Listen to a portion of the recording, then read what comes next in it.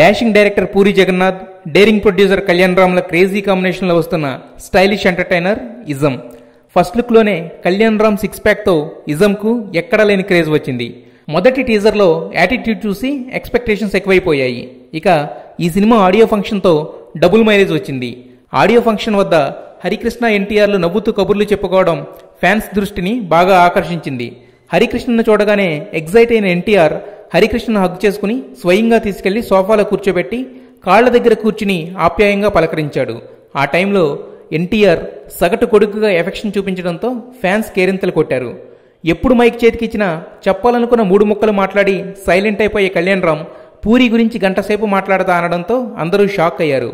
ఈ సినిమా చేస్తున్నంతసేపు పూరి మాకు ఎనర్జీ ఇచ్చాడు అంటూ పూరిని పొగడ్తలతో ముంచెత్తాడు ప్రొడ్యూసర్ కమ్ హీరో అయిన కళ్యాణ్ రామ్. ఇక జనతా గ్యారేజ్ సక్సెస్ జోష్లో ఉన్న ఎన్టీఆర్ మాత్రం పూరి నా కెరీర్ని టెంపర్కి ముందు టెంపర్కి తర్వాత అన్నట్లు మార్చేశాడు.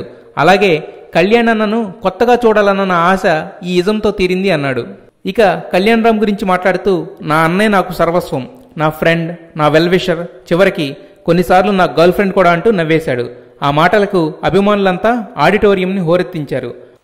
He's been everything. He's been a guide, he's been a philosopher, he's been a well-wisher, he's been a friend, he's been a girlfriend sometimes too. And నిజంగా ఈ సినిమాకి ఆయన పడ్డ కష్టం ప్రత్యక్షంగా చాలాసార్లు నేను చూడడం జరిగింది. అలాగే నేషనల్ యాక్టర్ ప్రకాష్ రాజ్ తన స్టైల్లో పూరిని పొగిడాడు. పూరి నోట్లోంచి బూతు వచ్చిన భావంతో కలిసి బాగుంటుంది అంటూ తన అభిమానాన్ని ప్రదర్శించాడు. ఇక ఆడియో ఫంక్షన్లో వినిపించిన పాటలు, చూపించిన ప్రోమోస్ అన్నీ పక్కా పూరి స్టైల్లో ఉండి కళ్యాణ్ రామ్కు మరో హిట్ గ్యారంటీ అనే సిగ్నల్స్ ఇస్తున్నాయి.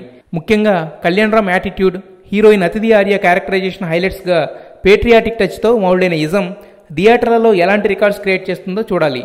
మొత్తంగా నందమూరి అభిమానుల కోలాహలం మధ్య చాలా హ్యాపీ మూమెంట్స్ పంచుతూ పండగలా జరిగింది ఇజం ఆడియో లాంచ్.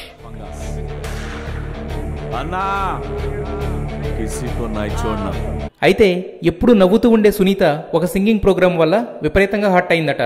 ఆ ప్రోగ్రాం వీడియో యూట్యూబ్లో పెట్టినప్పుడు చాలా దారుణమైన కామెంట్స్ వచ్చాయట.